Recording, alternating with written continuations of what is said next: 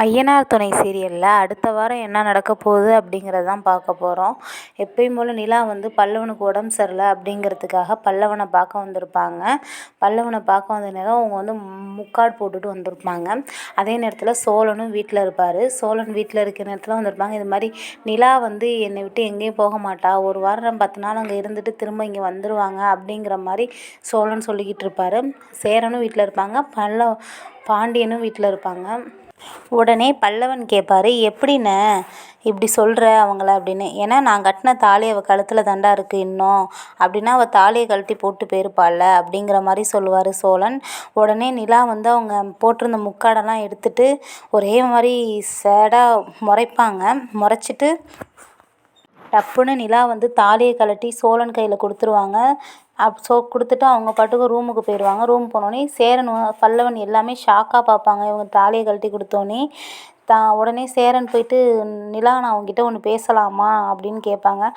சொல்லுங்கண்ணா, ஏமா இது மாதிரி பண்ணேன் அப்படின்னு கேட்பாங்க. என்னென்ன பண்ணேன், நான் வந்து இதெல்லாம் வந்து முன்னாடியே நடந்தது தானேண்ணா, நான் ஒன்றும் எனக்கு பிடிச்சி கல்யாணம் பண்ணிட்டு வரல, இதெல்லாம் தற்செயலாக நடந்ததுண்ணா அப்படிங்கிற மாதிரி சொல்லுவாங்க சேரன். உடனே சேரன் சொல்லுவாங்க, நான் ஒன்று சொல்லவாப்பா அப்படின்னு கேட்பாங்க.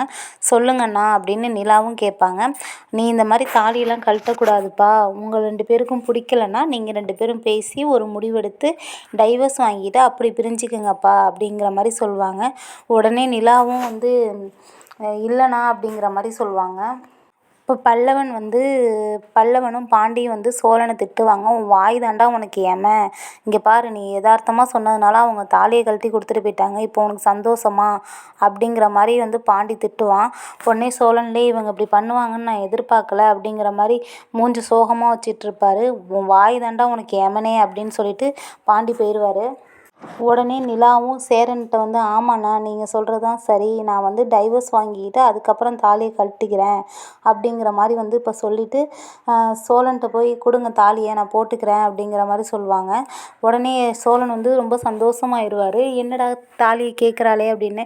நீங்கள் என்ன நினச்சிட்ருக்கீங்க, கொடுத்ததாகவே இருக்கட்டும், எனக்கு ஒன்றும் வேணாம், இது என்கிட்டயே இருக்கட்டும் அப்படிங்கிற மாதிரி சோழன் சொல்லிடுவார்.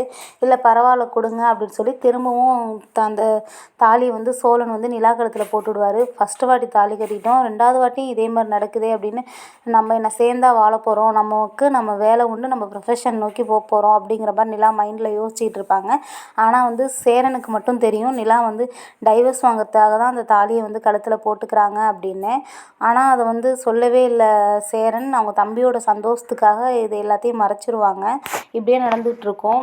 தாலியை கட்டினதுக்கப்புறம் உடனே இப்போ நிலா சொல்லுவாங்க, சோழன் வாங்க நல்லா வக்கீலாக பாருங்கள் அப்படிங்கிற மாதிரி. ஏங்க வக்கீலை பார்க்கணும் அப்படின்னு கேட்குறாங்க. இல்லை டைவர்ஸ் வாங்கணும்ல, முறைப்படி டைவர்ஸ் பண்ணிவிட்டு அதுக்கப்புறம் சேர்ந்து வாழலாமா இல்லை தாலியை போட்டுக்கலாமான்னு யோசிக்கலாம் அப்படிங்கிற மாதிரி நிலா சொல்லுவாங்க. உடனே சோழன் சொல்லுவார், என்ன விளையாடுறீங்களா, ஃபஸ்ட்டு தாலியை கழட்டி போட்டிங்க, இப்போ என்னங்கன்னா டைவர்ஸ் வாங்கணுங்கிறீங்க, இங்கே பாருங்கள் அவங்க கழுத்தில் நான் எப்போ தாலி கட்டினனோ அதுலேருந்து நான் அவங்க மனைவியாக தான் நான் நினச்சிக்கிட்டு இருக்கேன் அப்படிங்கிற மாதிரி சொல்லிடுவார் சோழன். உடனே சோழன் கேட்பார், எப்போ தாங்க என்னை புரிஞ்சுக்க போகிறீங்க, உங்களோட நல்லத்துக்காக தானே நான் எல்லாம் பண்ணுறேன், நீங்கள் கேட்டீங்கிறதுக்காக நான் எல்லாம் செய்கிறேன் அப்படிங்கிறதுக்காக வந்து நீங்கள் என்ன சொன்னாலும் நான் செய்யணுமா அப்படிங்கிற மாதிரி சோழன் கேட்பார். இப்போ நான் என்ன சொல்லிட்டேன், வாங்க வக்கீலை பார்க்கலான்னு தானே சொல்கிறேன், நான் போகிறேன்னா வேண்டாங்கிறதுலாம் அடுத்த பிரச்சனை, வக்கீலை பார்த்து முறைப்படி டைவர்ஸ் வாங்கணும் அப்படின்னு வந்து நிலா சொல்லுவாங்க. வாங்க நான் இவ்வளோ இது பண்ணிட்டேன், உங்களுக்காக இதை பண்ண மாட்டேனா அப்படின்னு சோழன் சொல்வார். இப்போ தான் சேரன் சொல்லுவார், தம்பிங்களோட மனசெல்லாம் கஷ்டப்படும் அப்படின்னு நினச்சி வாங்கப்பா சாப்பிட்லாம் அப்படின்னு எல்லாரையும் கூப்பிட்ருவாரு.